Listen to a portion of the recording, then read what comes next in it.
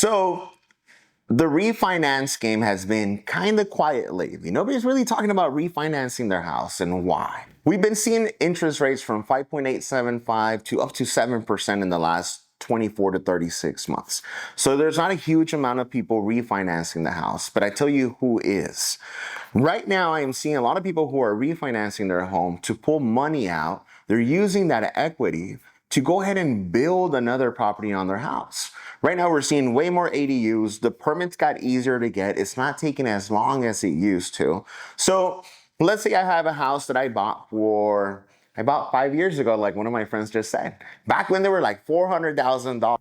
Well, currently, that home is most likely going to be worth anywhere from $250,000 to $500,000 more. So if you pull out, let's say $200,000, you build an ADU on your property, your mortgage is probably going to go up about $1,200 a month.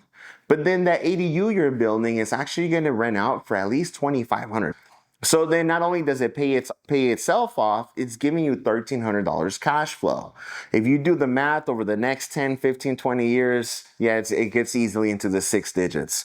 So if you want to know more about it, you know what you got to do. All you got to do is shoot that DM. So you guys hear me talk about real estate and residential property, and your biggest expense, your biggest overhead, it's always going to be the roof over your head. So how can you really get ahead? If you think about what your monthly, what your weekly, what your bi-weekly, your monthly paychecks go to, 50 to 60% of it goes to your rent. Now, the only way to beat that, you've heard me say it over and over again, is by owning your own property. Then you don't have to worry about it.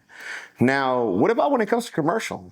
If you're thinking about any business out there, the number one thing that kills a business is always going to be the high rent. So how can you get ahead of the game? It's exactly the same thing. We are helping more business owners buy their commercial space, making sure they establish those roots and that foundation on their property. That way, they're not only owning the real estate, but their business doesn't have to worry about such a high expense.